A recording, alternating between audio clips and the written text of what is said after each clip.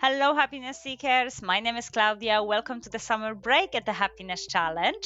Summer break is all about short, practical episodes inspired by the science of happiness to help you rest, reset, and rediscover happiness this summer break.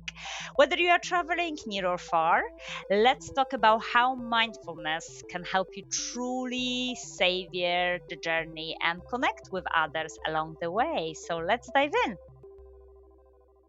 I love traveling, and travel is full of new sights, sounds, and experiences, and those are perfect ingredients for our happiness. But I also think it's very easy for us to rush through or get distracted.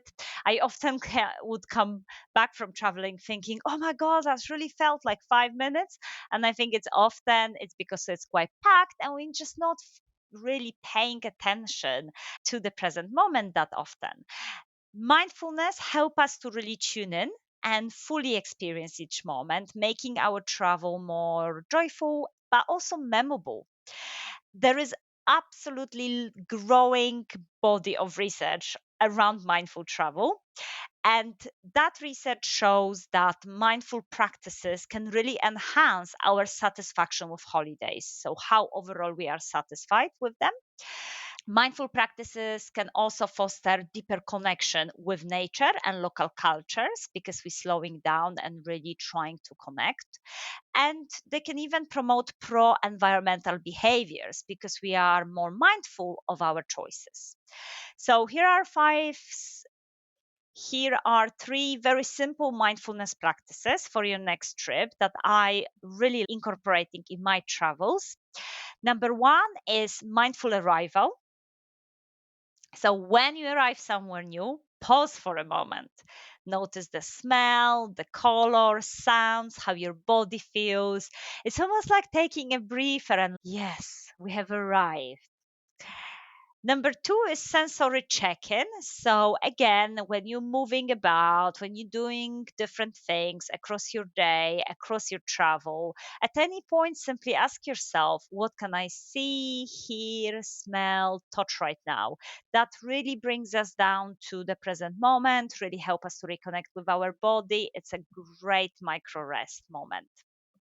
And the third one, slow down by taking a deep breaths before maybe some peak experiences like before your meal, before your walk, before sightseeing.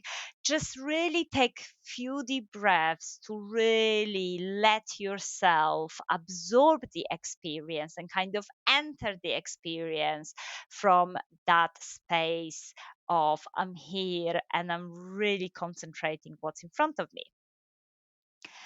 And of course, travel is also a wonderful time to connect with other people and connect with our loved ones. For my recent travel to Portugal, I bought the travel therapy pack of cards released by the School of Life.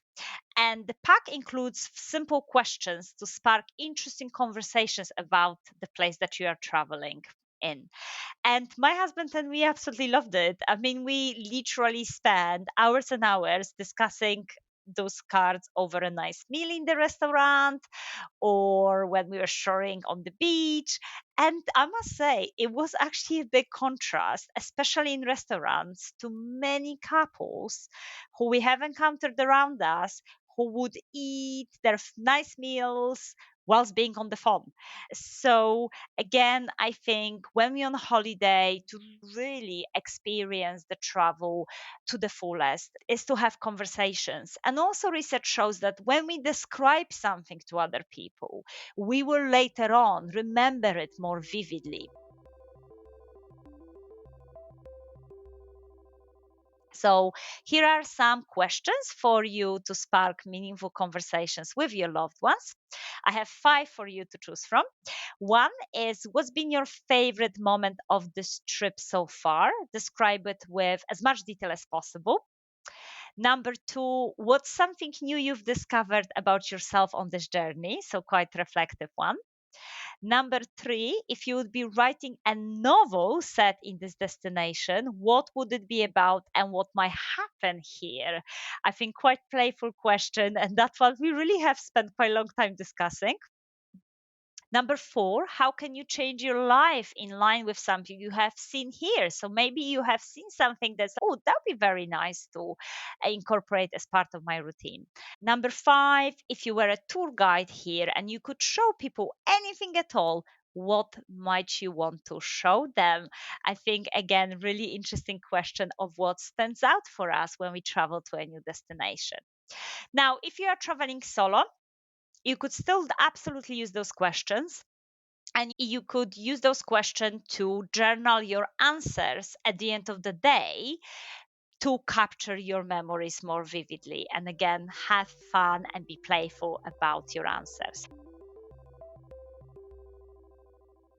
So, I very much dare you to try weaving mindfulness and connection in your next travel day.